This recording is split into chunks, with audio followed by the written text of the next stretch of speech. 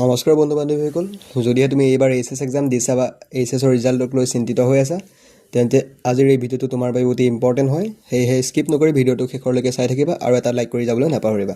আজিৰ এই ভিডিঅ'টোত তোমালোকক মই অতি সহজ ভাষাত বুজাই দিম যে এইচএছ এক্সামত পাছ কৰিবলৈ কিমান পাৰ্চেণ্টেজ লাগিব, ফাৰ্ষ্ট ডিভিজন পাবলৈ কিমান নম্বৰ লাগিব, ছেকেণ্ড ডিভিজন পাবলৈ কিমান নম্বৰ লাগিব, থাৰ্ড ডিভিজন পাবলৈ কিমান নম্বৰ লাগিব, ষ্টাৰ মাৰ্কছ পাবলৈ কিমান নম্বৰ লাগিব, ডিষ্টিংশ্যন পাবলৈ কিমান নম্বৰ লাগিব, লেটাৰ মাৰ্কছ কেনেকৈ ধৰা হয় আৰু তোমালোকৰ ফ'ৰ্থ ছাবজেক্টসমূহ কেনেকৈ চিলেক্ট কৰা হয়।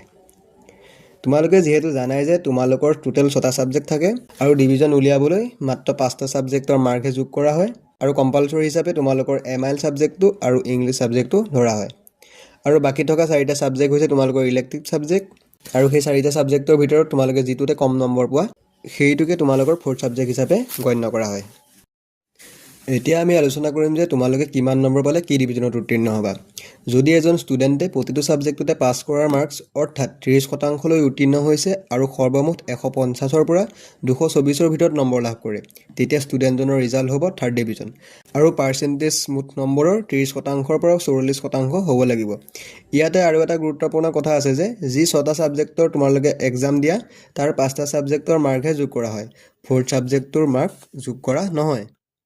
ঠিক আছে, এতিয়া আহিছোঁ আমি ছেকেণ্ড ডিভিজনৰ কথালৈ। যদিহে এজন ষ্টুডেণ্টে 225ৰ পৰা 299ৰ ভিতৰত নম্বৰ লাভ কৰে, তেন্তে ষ্টুডেণ্টজনৰ ৰিজাল্ট হ'ব ছেকেণ্ড ডিভিজন আৰু পাৰ্চেণ্টেজ হিচাপত 45%ৰ পৰা 59%ৰ ভিতৰত হ'ব লাগিব। এতিয়া আহিছোঁ আমি ফাৰ্ষ্ট ডিভিজনলৈ।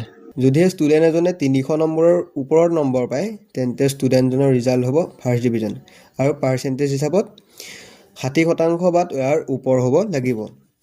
ঠিক আছে, এতিয়া আহিছোঁ আমি ষ্টাৰ মাৰ্কৰ কথালৈ।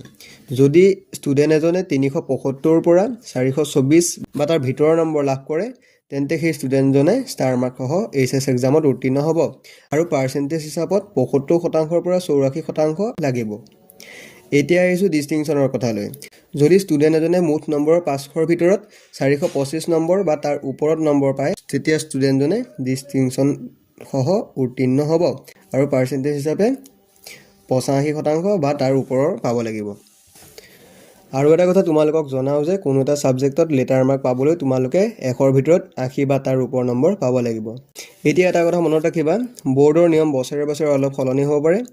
সেয়েহে ফাইনেল কনফাৰ্মেশ্যনৰ বাবে সদায় অফিচিয়েল ন'টিফিকেশ্যন, অফিচিয়েল মাৰ্কশ্বিট আৰু বৰ্ড টুল ফ'ল' কৰিবা। যদিহে ভিডিঅ'টো চাই ভাল পালা, তেন্তে ভিডিঅ'টোত এটা লাইক কৰি চেনেলটো ছাবস্ক্ৰাইব কৰি যাবলৈ নাপাহৰিবা আৰু কিবা ডাউট থাকিলে কমেণ্ট বক্সত কমেণ্ট কৰি জনাবা আৰু কমেণ্টৰ ওপৰত নিৰ্ভৰ কৰি নেক্সট ভিডিঅ' বনাবলৈ চেষ্টা কৰিম। ধন্যবাদ। জয় অসম।